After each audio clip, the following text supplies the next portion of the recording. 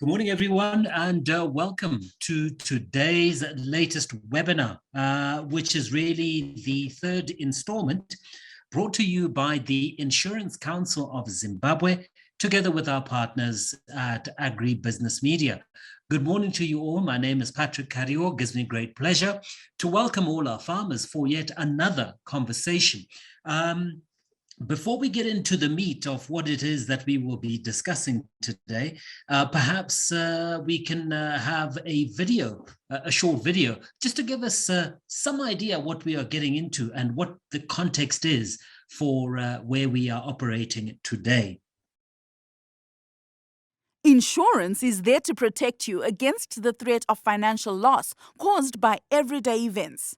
It removes uncertainty by transferring the unknown consequences of losses from theft, fire, floods, or accidents to an insurance company.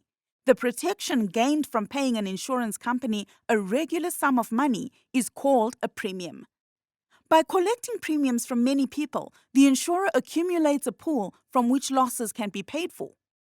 We represent short-term insurance companies in Zimbabwe and are here to help you understand how they can help you with everyday insurance, because you never know.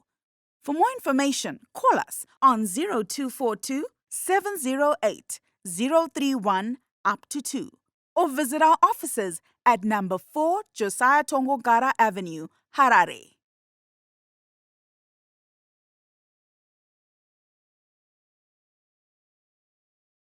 Fantastic. So there you are. Things get better when you and I get better.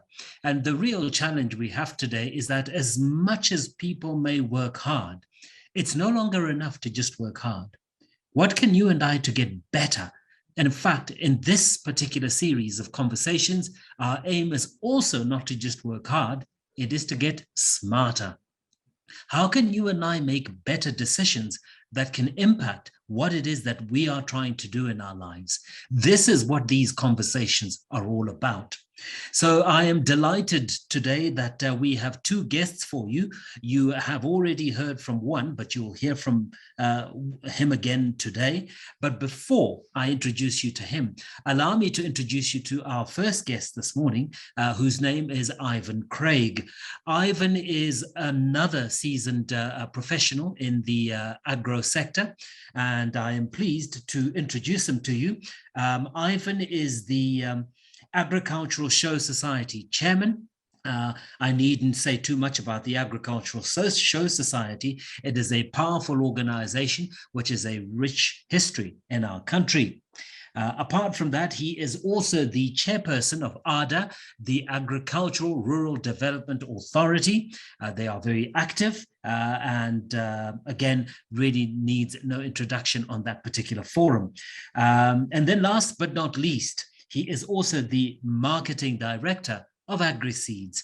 So as you can see, he is a man with a rich background in agriculture, and he is more than qualified to be talking to us about the things that can go wrong when you are involved in crop production. So Ivan, can I take this opportunity to welcome you and allow you to take over? Good morning to you, Ivan. Good morning. Thank you very much. How are you, Patrick? Thank you very much, and good morning to everybody else who's there. Yes, looking at today's topic, you know, I don't want to go direct into agronomy or the losses which you can incur in agronomy. Let me start by looking at the farm itself, you know, the workers. You know, human error can be very costly, whereby we are saying by putting our workers on the farm to work on particular crops or any project on the farm without enough experience and knowledge, that can be very costly to the farmer. It affects the bottom line big time. So in this case, what we advise is whatever crop, whatever experience the person is, it's important to go through a refresher course. It's important to go through some short courses so that at least they learn extra things pertaining to that particular crop or any project which is taking place on the farm. Human negligence as well you find that on a farm, people, they are sometimes very negligent when it comes to some operations on the farm, whereby it can be very costly. Imagine one is driving a tractor, which is pulling a trailer, and is speeding on the farm. You go over a rock or a stub or a hump or a depression, you know, that can break the trailer or any part on the tractor. And same applies, you know, if you're plowing and you're not checking if there are any rocks in the field or what, you can actually break the plow or even the tractor, and it can be very costly. So negligence is one other aspect which we need to conscientize our farm workers that, you know, they have to be very responsible, so that at least we safeguard whatever money we are investing in that particular crop, so that, you know, our profit becomes good and big and appreciable, because you need to go to the bank with a very good statement, so that when you are now borrowing money, when they have a look at your bottom line, they should be. Yeah, I was talking on the welfare of farm workers. In this case here, as a farmer, you have to make sure that your workers are being looked after in terms of diet on the farm, just because a weak worker on the farm cannot contribute much. Instead of completing a task in a specific time, maybe they would need 2-3 times more time. And then those extra hours, they cost a farmer in a big way. So that actually can be a loss. And we are looking at remuneration as well. Don't go beyond the payday. As you are recruiting your workers, make sure you've got a contract, and whatever you've promised each other, and whatever the wages you have agreed. If you don't have money, you'd rather borrow and pay them on that particular day, because remember, these workers also have a need. You know, they've got fees to pay, they've got food to buy, and they've got a lot of things to pay. So the more you delay, it means these workers will end up helping. I don't want to say theft, but they'll end up stealing from you, so that they sell and raise money to look after themselves. So paying them on time and their full wages is the way to go. That way you find that you'll be having reliable, honest people, hardworking, and everyone becomes a guard on your farm. So that actually is very, very important. And accommodation as well. Do not allow your workers to go and lodge on the next door farm just because you're not offering them good accommodation. Slowly but surely, make sure in phases you build a very decent accommodation on the farm, just to compound them, so that at least they've got a decent life. You know, on remuneration, you can think of ration. What can you give them? Salt, carpenter, if you've got beef, whatever you have, milling meal, flour, sometimes cooking oil. Go off your way, so that at least you look after your people, and in return, they also look after you. Now, going to agronomy. Basically, you find that farming is about science. So science, it means in this case a lab. So we are saying, as a farmer, you have to understand your soil type. You have to understand your soil status. You have to understand your soil profile. That's the beginning of farming. Once you have understood your soils very well, you can now go to ecological region. Which ecological region are you lying in?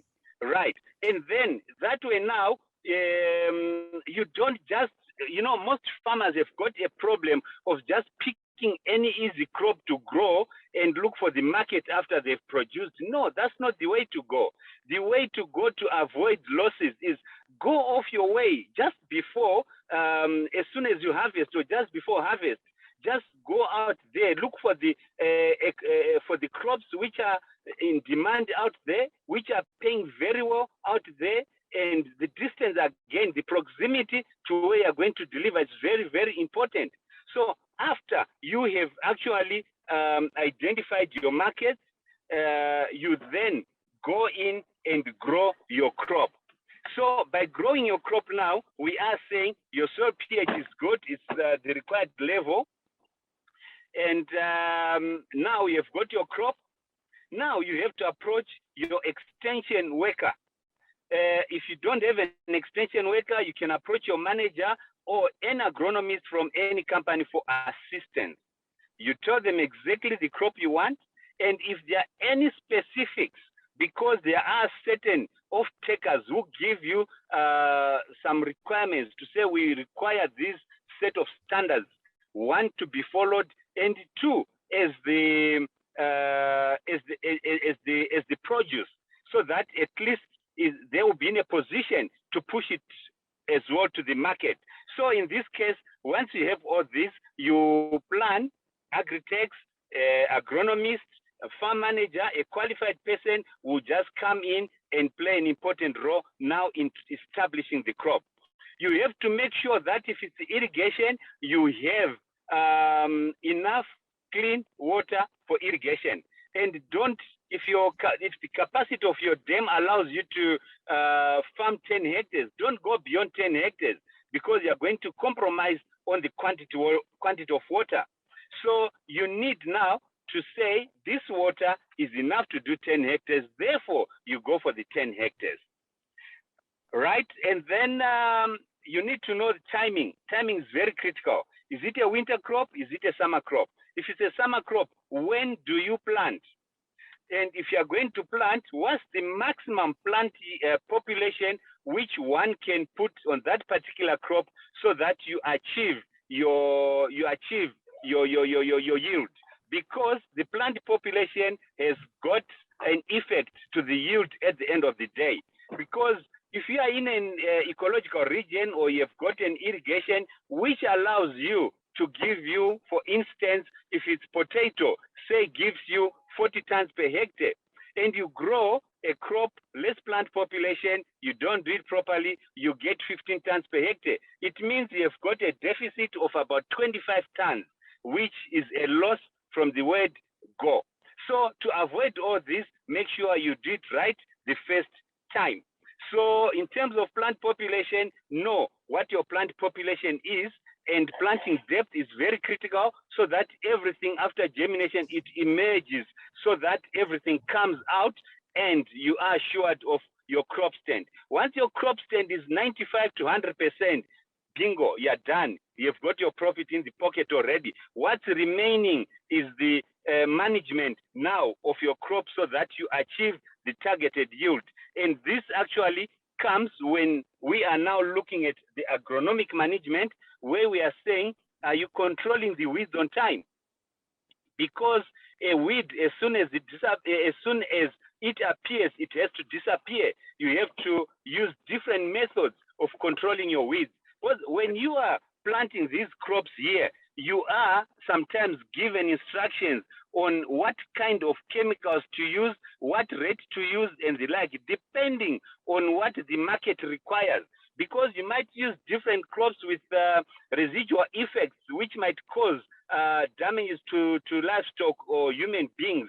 So you have to make sure that there are no traces of such chemicals. So use recommended chemicals and preferably green label chemicals or biochemicals. Or if you have got a way of using natural controls, those are highly recommended. Even use of fertilizers, where you can use organic fertilizer, it's highly recommended. And all that will help in good quality produce, which actually won't be very difficult for you to sell. You have to scout for pests, you have to scout for diseases. If you see anything which is unusual on your leaves, discoloration, or you see a pest you don't understand, it's important or highly recommended that you collect specimen. If there are leaves, make sure you collect the specimen of your leaves and take them to the technocrats, the input suppliers or agronomists. But what you do is when you take it, you put it in between the pages and take it as fresh as possible and as early as you can, so that they'll be in a position to identify. After they've identified, they'll actually recommend the rightful chemical to use or fungicide, and then the recommendations again on how to use it. And as well as if there are pests, you look for a little bottle dry it, put your paste in, and take it as quickly as you can to the experts to identify and also recommend control. It is very, very important. While we are still on that, on the agronomic management, most farmers, you know, when we are talking of the welfare of a farmer, we are also looking at the health aspect of a farmer, because a healthy farmer, a healthy worker produces more for you and at a less production cost, because they are so efficient when it comes to operations. And to avoid this, one other major problem is chemical poisoning. So to avoid this, you have to make sure that all farm workers have got protective clothing. If they are spraying, there are certain instructions to follow when you are spraying. You know, you have to go from where the wind is starting and you go towards where the wind is, the direction of the wind is going, so that you don't inhale the chemical as you are spraying. And also make sure that there are no people on the leeward side, so that at least there are no people breathing the chemical which is going that side. And make sure that, you know, the protective clothing starts from a head. You have to wear goggles. You have to, sometimes a face mask. You have to have an overall, and you have to have gloves, rubber gloves. You have to make sure that you are wearing gumboots. And when you are wearing gumboots, your overall has to go outside the gumboots, not overall inside the gumboots. Because if you've got an instead of spillage, it spills into your gumboots, and it goes and gets in contact with your skin, because some of these poisoning can be can be caused by skin contact, which actually we try to avoid by all means. In the event that the person who is working on these chemicals has contact with the chemical, have soap on standby and a lot of water, so that they can wash with soap and running water, so that at least they clear the chemical off them as fast as they can. Also, there's no smoking break, there's no eating break. Once they start spraying, they have to keep spraying until they finish. They take off the clothes, they take a shower or a bath, and then they can now go ahead with their breaks, that smoking break or eating break. And as we are disposing the canisters, let's make sure that they are safe to the environment. That is now making sure that you have got a way of disposing them the way we are taught. If you've got a way, take them back to the suppliers. They've got a better way of recycling them and destroying them. And avoid by all means on after use. And while still on that, on the health aspect, you know, these chemicals, they cause people to get sick, you know, TBs, diabetes, you know, all that. And we are also looking at COVID itself. Let's make sure that we are educating our workers on health issues so that they remain healthy. Because one, you are going to spend money taking your worker to the hospital or clinic. You are going to spend hours without enough labor on your farm, and yet you are going to pay him. All these little things, they count a lot, and they also add to the bottom line, and you end up losing out big time. Field losses, as our crop matures, let's take, for example, a simple crop like cucumber or a mango. Let me take a cucumber for instance, whereby your market requires a mature cucumber, but maybe your cucumber is so prolific that it's giving more cucumbers than expected. Make sure that you harvest your cucumber early as gherkin, you know, when they are very small.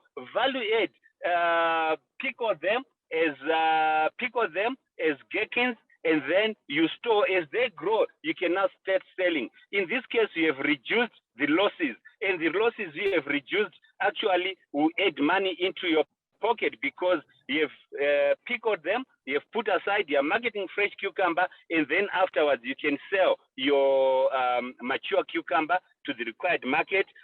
Take mango, for instance. We've got abundant mango, but people leave them to maturity. As they mature, you find that we are ending up losing a lot of mango. People don't know about value addition. Let's value add the mango. Make mango puree, make mango juice, mango jam, everything. You can dry even mango. But again, you can start harvesting your mango as early as when they are still green. You know, you can make chutney, mango chutney, when they are still green, when the seed is still white and tender inside. Make chutney, sell it, or make chutney, put it aside, and you can sell afterwards or during off the season. So as a result, you have reduced losses big time. So during harvesting, it's very critical as well. Let's train our laborers. Let's train our workers on how to harvest properly.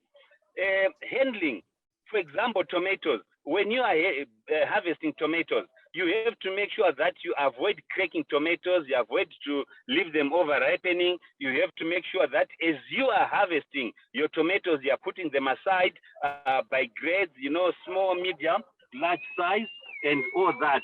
And this actually will help a farmer to maximize on return, because the money which you are going to get out of small, medium, and large is different. So at the end of the day, you find the difference in values will give you a good bottom line at the end of the day. So this is very important. Even potatoes, if you sell as mixed grade, maybe you're selling your potato at an average of $7 per pocket of 15 kgs. And yet, if you grade, they are going to sell at 7 small size, 8 medium size, 10 large size, and 12 extra large. So the variance in prices basing on the grade is also going to give you extra dollar per each pocket. And at the bottom, if you look at the bottom line, you are going to make a good return. So really, that's what you are looking after as value addition. But we are also looking at marketing. Try and merchandise your produce. Is it green beans? How are you going to merchandise it? Don't take it as bulk, because people are going to pick one by one, and the value of palleted bean, green bean and the loose bean is totally different. You are going to make extra dollar by palleting it, well merchandised, you know, well labeled. You are going to make a bit of extra money where you have your sugar beans, which is well packed and labeled, unlike when you're selling it as bulk. So really, you find value addition in merchandising. Polishing, tomato, don't just pick and sell. Pick, polish, and sell. That way you find you're adding value and they're making extra money out of that, which is very, very, very important. So as you're marketing, do your market research first. Even if you've produced before you approach your market, do your market research first. See how much you are going to get out of your crop. If you are not happy with the producer price of that particular buyer, move on. Look for another person who will give you a better price so that you get a better return for every dollar which you have invested. Because don't forget, the money you put in the soil, you have planted that money for you to give you good interest. So for you to get good interest, look after your farm, look after your soil, you look after your workers, have a good agronomic qualities, and make sure you value add, you market it properly, and merchandise it well. I don't know if I've done justice. Thank you. Well, thank you, Ivan. Yeah, that was certainly very comprehensive. And you spoke about the whole range of farming activity, everything from how to prepare oneself, the knowledge that's required, going right through to the harvesting, and managing all the quality aspects of farming. So we're very grateful for your contribution. But well, John, good morning to you, sir. Hello, Patrick. Wonderful. Welcome again to you, sir. It's good to have you with us. You were with us last time, and again, you took us through some of the elements that are likely to affect the insurance and risk management side of farming.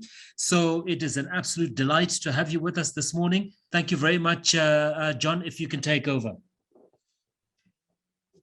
Thank you, Patrick. Thank you very much to the organizers, Agribusiness Media and ICZ, for giving me again this opportunity to discuss with farmers risk management. I think risk management is a very fascinating topic. It is the cornerstone of every successful farming enterprise.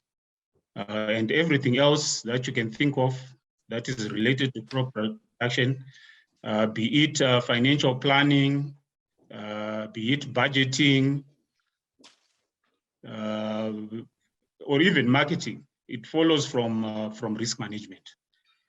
And I can see that the organizers attach great importance to this topic. That's why we are discussing it again today. And I hope the farmers that are joining us in this discussion, as well as other stakeholders, will also get to appreciate the importance of sound risk management measures to successful crop production. Maybe we can start by defining what a risk is, because we're talking of risk management. We need to understand what a risk is. And a risk is the possibility of an unfortunate occurrence that results in financial loss to a farmer, right? Anything that happens that will lead to financial loss to the farmer would be considered a risk. And what I have here is probably how technocrats will look at risk management, what the farmer has to do in order to manage or handle risk. Starting with identification of risk, you identify the risk, you assess it, maybe analyze it, and possibly rank it in order of frequency and severity of the risks that will occur on the farm. You then plan a response strategy, which could be that you will accept the risk, right? You are able to contain it, and you can continue with your crop without further measures. Or you may need to mitigate the risk, try to reduce it and reduce its effect on your yield. You could also transfer the risk, transfer to an insurance company, maybe possibly financiers as well. We'll be discussing this in more detail in the following slide. Or you could avoid it totally. If you are growing a crop that is probably vulnerable to frost, you may choose to then grow a different crop which will not be so vulnerable. In that way, you are going to avoid the chance of losses arising from frost. Right? And then when you have decided on the course of action, you will implement those strategies, see how they are going to perform, and then monitor the performance in terms of the ultimate yield that you are going to get at the end of your cropping season. Right, this flow diagram is just giving the same information, except that it's providing more detail in terms of the risk transfer mechanisms and also risk control. Right. Transfer could be in the form of price covers, where you have forward pricing of your commodities. You could have traditional insurance, maybe possibly hail or windstorm covers or multi-peril covers. You could also have the new upcoming covers like your index covers, and then the financing markets that I alluded to. Right, we have talked about avoidance of risk. You could also reduce the risk. You could divide. If you have a plantation, which is probably 200 hectares, you could split that into maybe 50 hectare blocks, so that in the event that a fire happens, you will not lose the 200. You could institute measures to contain the fire on probably possibly 50, because you have separated your plantation. Right, so this is from a technical perspective, but in layman terms, when we talk about risk management, we are basically talking about measures that the farmer takes to ensure that they do not suffer a loss. Everything that the farmer is going to do, I think we got a very comprehensive list of those from Ivan. And we are not just talking of physical loss of the crop due to something like fire or hail or frost, but we are also talking about economic loss arising from possibly low yield. So in other words, what the farmer will do to make sure that the crop goes to its fullest potential and achieves the maximum possible yield and quality is what we are discussing under risk management. Right, you can see from these slides that the farmer faces a myriad of challenges. That's not to say that the farmer has to have a thick skin, that you need to have a thick skin to be a farmer. All you need to do is to know the risks and to plan or strategize to overcome them. right? So we will have natural risks, which include the hail, storms, the fires, frost, drought, flooding, heat waves, diseases, even epidemics, insects and pests, wild animals, and also risks arising from other climate issues, you know, your hurricanes and so on. We'll also have what are termed social risks. Right? You can have arson, a fire arising from arson, you can have burglary or theft, you can have strikes on the farm, maybe due to some misunderstanding over conditions of service or terms or wages, rioting, vandalism. You could also have war, terrorism, or what is called moral hazard, which relates to you know, dishonesty, maybe, you know, within staff or maybe other service providers. Then you can also have economic risks. Even talked about issue of prices, where you, as a farmer, you need to fetch to find somewhere where the best price is being offered. So there will be price fluctuations on the market, price fluctuations in inputs or possibly outputs, which is the crop, and also maybe depending on the season and how much of the crop is on the market. We see issues of depreciation, also, you know, continue to grow up or to go up when you take loans from banks because of fluctuations in exchange rate, which is the currency risk.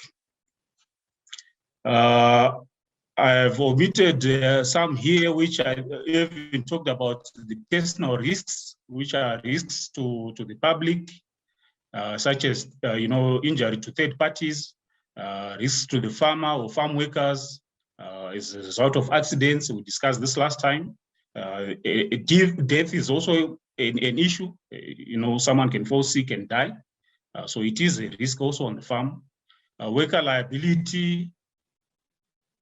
We talked about even talked about you know, chemicals, chemical poisoning, workers inhaling pesticide or herbicide or some other chemical, and then falling ill as a result of that. Right. So those are some of the personal risks that you will encounter on the farm. What you see here is on-farm risk management measures, which we are going to discuss in more detail. So what is it that the farmer can do on the farm to mitigate some of these risks?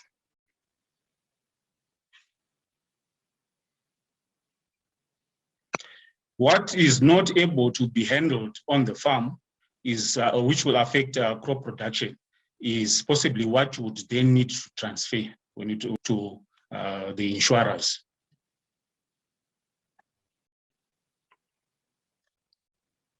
Okay, so we'll just start with the location, right? Depending on the natural farming regions where your farm is located,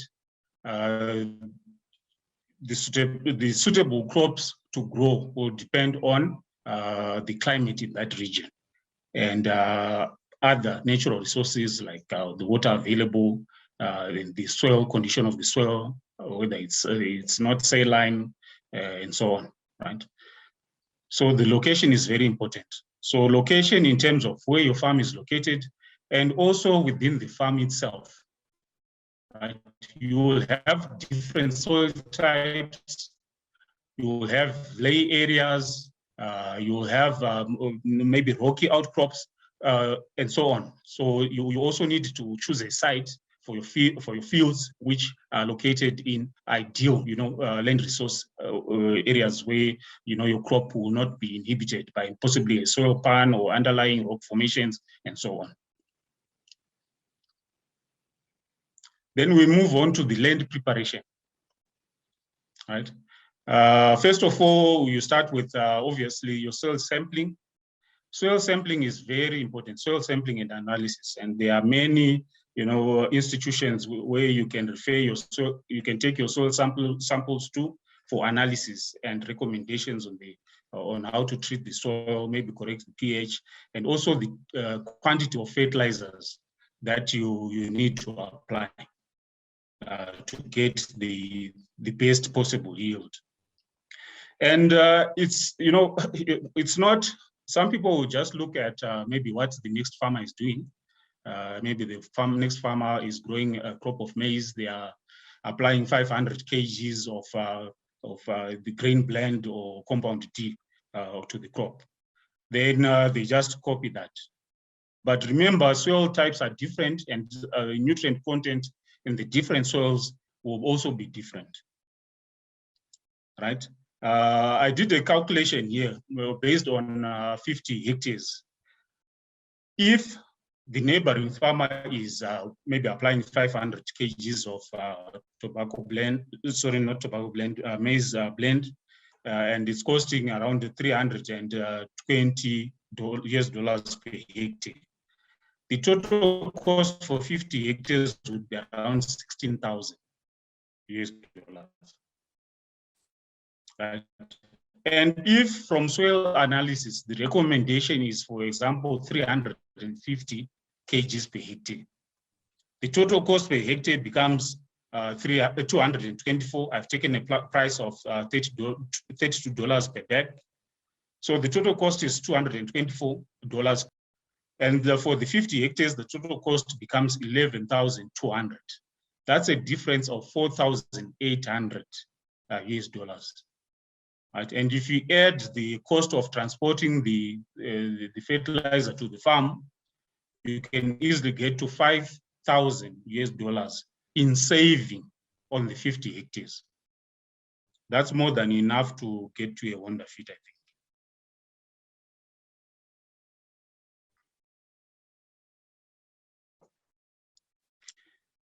And maybe the other cultural practices you would need to implement would be crop rotation, right? To avoid spreading diseases from the previous crop to the new crop.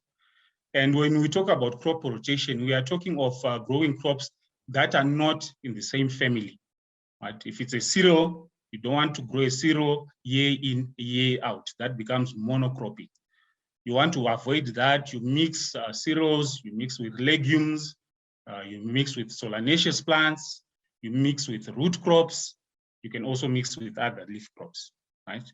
So from each year, you are changing the class of crop that is growing on that piece of land, right? Maybe because of limited land sizes now, people cannot really even, leave the land fallow. And possibly if they are tobacco farmers, they may not be able to afford, growing different crops year in and year out. But in which case you would probably need to consider maybe after every 2 or 3 seasons, you then rotate and plant a different crop. Or you can use another crop that breaks the life cycle of pests and diseases in between, your tobacco crops like your sun hemp or your rose grass and so on. There's also an issue of time replanting. Right? You want to grow the crop at the time when which is optimum, which will give you the maximum yield. If you plant your crop late, if it's a summer crop, you want to plant it maybe in October and November, and by 15 November, the crop is in the ground. If you then plant it maybe towards Christmas in December, the heat units, it's less hot because, the rain is falling, temperatures are going down. The crop is not likely to benefit from the from maximum sunshine that occurs around October and November. And we all know that how much the sun influences the rate of growth and the amount of biomass that the crop accumulates. So timely planting is very important, right? And if again you plant late, sometimes there is a premature end to the season, and your crop is not quite ready. It's not mature. Then you can then suffer losses. Planting too early also has its setbacks, especially when we're talking of winter crops like your barley, your wheat. If you plant your crop too early, by around July, early August, the frost season, your crop is at a stage when it's most vulnerable to damage from frost. So planting your wheat or your barley in end of March or too early in April, first week of April, may have implications in terms of damage due to frost. Right. The next thing you need to consider is your plant population. You want to attain the best population for the maximum yield, right? And it starts even with your land preparation, making sure that we have a fine tilth for good seed soil contact. You then you space your crop appropriately, the in-row spacing and the inter-row spacing based on the recommendation of your adequate population for the hectare, right?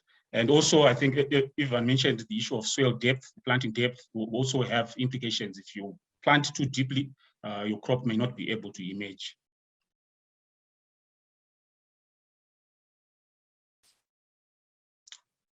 The next thing you need to look at is the quality and adequacy of the required resources in terms of the labor, your fertilizers and chemicals, your equipment, your buildings, sheds, and so on. And you need to have labor that is skilled for the job that you are doing, not just because you want to avoid injuries, but also you want to maximize on the output per labor unit. Right? Adequate fertilizers based on soil recommendations like we have discussed, and the chemicals that are required to control be it weeds and be it pests and diseases that may affect that particular crop.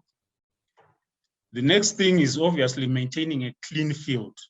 Right? When you grow a crop, you want to make sure it's free from weeds, because weeds are going to compete with your crop for nutrients, for sunlight, and for space, right? And also the issue of pests and diseases. Some pests will even transmit diseases like your aphids in tobacco, transmitting tobacco mosaic and so on. You want to make sure that your crop is free from pests and diseases, and obviously using the right chemicals where possible, where it's required, biological control measures, and so on, right, depending on the crop.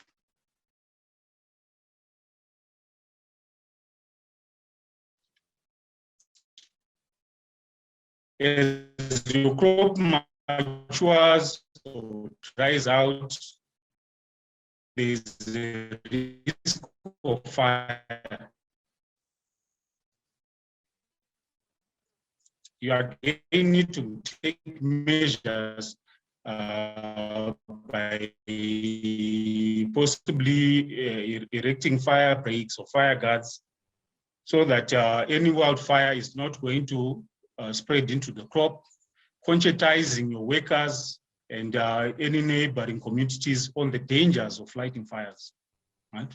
And also, should your field, you can stand by tools or equipment to be able to use to be able to put out the fire. Here we talk and stored for that eventuality.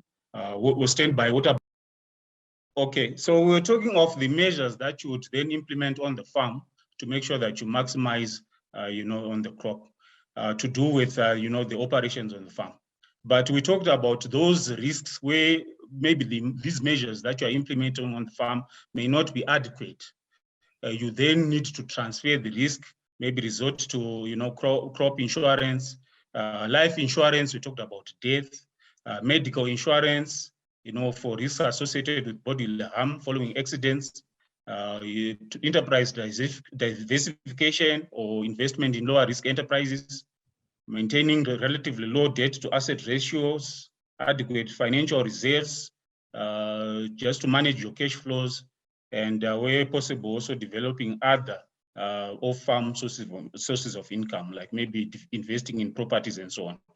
But of course, insurance is, it remains the greatest tool by which we can avoid financial loss as a result of climate risks, most of which we can do nothing about. So insurance is very important to avoid catastrophic losses. And when we insure, we're insuring for hail, drought, maybe flood, frost, storm, excessive rainfall, under multi-peril. Okay, thank you, Patrick. That brings me to the end of my presentation. John, thank you. And yes, very comprehensive once again. It just occurs to me that there is so much for our farmers to be thinking about, so many things to take into account, but which, if we do, can overall improve our ability to perform satisfactorily. Or even achieve spectacular results. So we're at that time now where we would like to invite feedback from our farmers. And Rawlings, I hand over to you if that is okay. Sure. Thanks, Patrick. And thanks, John and Mr. Ivan Craig for the great presentations. We have been receiving comments and questions from our farmers, and some have been commenting on the Facebook page and some sending us through our inbox. So if you have a question, you can use the raise hand feature on your Zoom, or you can comment on the comment section if you are watching on Facebook. And if you are here on Zoom, you can also message us using the chat function. So I will go through the questions that you farmers have been sending. And the first one here is from Miriam. Miriam says, thank you, Mudumeni Mukuru, for the great presentation. I did tomatoes last year and harvested at a time when the market was flooded. Thank you for your advice. I will certainly do a market research before going into production. Thanks, Miriam, for that comment. Then the second question here is, it says, thanks, John, for the great presentation. Are you able to share your presentation, and how can we get hold of you? Thank you very much. Yes, definitely. I'll share this presentation with the organizers, and then they will have your emails. I'm available at Minerva Risk Advisors. I'm on the reinsurance side, but for crop insurance issues, we also have a retail division, which you can get hold of. So I will provide possibly my telephone numbers as well, which the organizers can share with the participants together with the presentation. Thank you. All right, thanks, John, for responding to that one. So to our participants, if you want to receive the presentations and also the recorded version of the webinar, you can send us your email, and please do send directly using the chat function on the Zoom account. And if you are watching on Facebook, again, you can also use the comment section. And John here, the person who asked that question is insisting on your phone number. I don't know if you can provide that one. Sure. Yes, my phone number is 0772 933 14. I'll repeat, 0772 93314. Thank you. All right, thank you, John. So the contacts again, 0772 93314. Then another question here is, thanks for the for this webinar. Thank you, ICZ. Indeed, it is a defensive crop farming course. My question is to Mr. Craig. What sort of information do I need to gather from the market when, okay, that will help me prepare for production, since you mentioned about market-driven production? Let me see, I think because Mr. Craig had another engagement, I think I will take this question. Okay, so the information that you need when you go to the market, I think we can classify it into three, or we can group it into three. I think first and foremost, you need to know the buyers. You need to know who the buyers are and where they are based. So that includes the information on how you can contact them, and also the conditions of the business. Will they pay you cash? Will they pay you after a certain period of time? And in what form will the payment be? Is it cash? Is it transfer? Is it mobile money? And also information on the buyers. Still on the buyers, you also need to know the varieties they expect, and quality issues, the state in which they accept your produce, be it the packaging, and also you need to know where they want the produce delivered.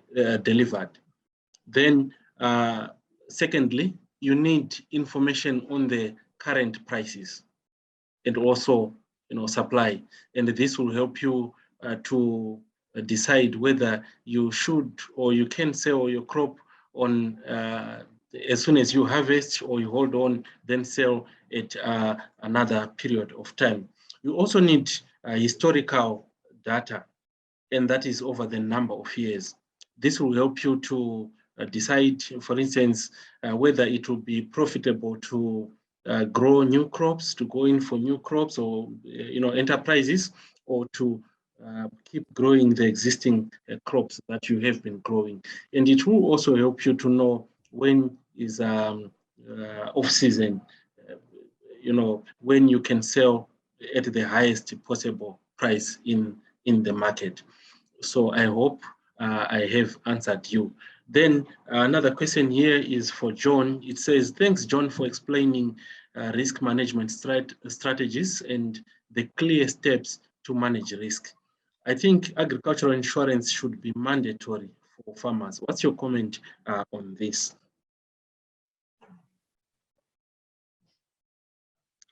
Thank you.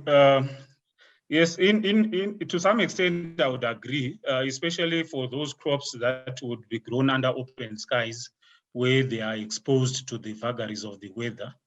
Yes, especially if they are commercial crops, because remember, we can also have subsistence crops, which are grown on a much lower scale.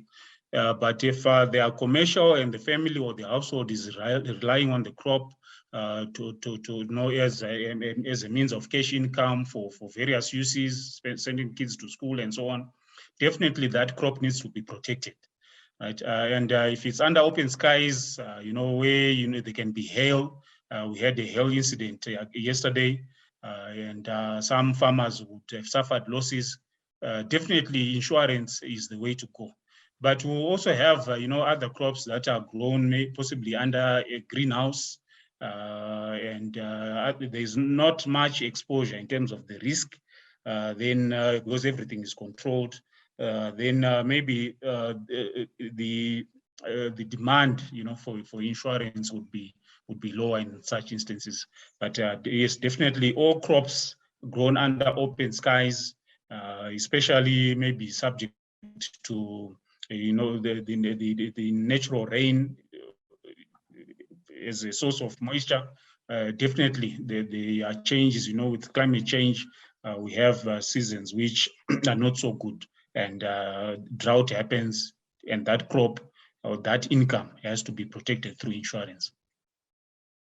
All right, thanks, John. Then the following question is from Chipo Matewa. She says, kindly share ICZ contacts so we can make inquiries about agricultural insurance. Yes, Chipo, you can contact ICZ on their website is www.icz.co.zw, and their contact number is 086 77 007 101. We will also share this in a message just now. And their physical address is 4 Josiah Tongokara Avenue here in Harare. We'll also share these details in a chat just now. Then another question is from Rutendo. Rutendo says, Mr. Craig, thank you very much. Where do we get reliable market information? I have been relying on other farmers, but seems some don't give correct information, leading to us farmers making poor decisions. Okay, Mr. Craig is not in since he had another engagement, so I'll take that one. Okay, so in terms of market information, indeed you need to ensure that your source is very, very reliable, and I would suggest that the best source would be to visit the markets. So try and visit the common markets, you have the Mbarem Sika, and also do visit the supermarkets and discuss with the buyers. You know, there you can get information on the trends, on the market trends. There are also other organizations that are providing information. For instance, there's another organization known as Mosika Solutions. They do have a platform where they provide, you know, such information, even the trend and the prices for the past years. And these you can also classify based on the commodities. You can also try the Ministry of Agriculture. They also do have information on the markets. So then another question is from John Mashawa. John says, the issue of employee welfare is usually overlooked. Thanks, Mr. Craig, for raising that. Inini kwangu ndinopa vashandi maize meal and groceries in addition to their salary. Well done, John Mashawa. Thank you for the comments. Patrick, I think because of our time, we will end the question and answer session here. All right, Rawlings. Thank you very much. I appreciated your insights regarding that particular question when I think one of the farmers was asking what they should do to secure better information. It does strike me that we are living in times when each farmer needs to be very deliberate about cultivating relationship management with a cross-section of stakeholders. It is absolutely critical because the better your quality of associations, the better your quality of information. So that may be something we can talk about as we go into the future. But thank you, Rawlings. Right, everybody, thank you for your participation in the webinar today. To all our farmers, we thank you for your ongoing interest, because as we always say, things get better when you get better. It is impossible to do what you do not know. So you must go out of your way to find out new information and keep feeding it into your system and processes. But also we thank our valued sponsors, the Insurance Council of Zimbabwe. Thank you so much for making this possible. And it would not be possible to get to the market without our advisors and our stakeholders, the agribusiness media, represented by Rawlings himself. So yes, thank you to everybody. John Chirindo, thank you so much for your participation today. Audra Wilson-Max, representing Brand Africa project. So they are the facilitators of this particular set of communications, and there will be more in future. But for this week, we say thank you and have a great rest of your week. Thank you, Patrick. Thank you, Patrick, and thank you, everyone.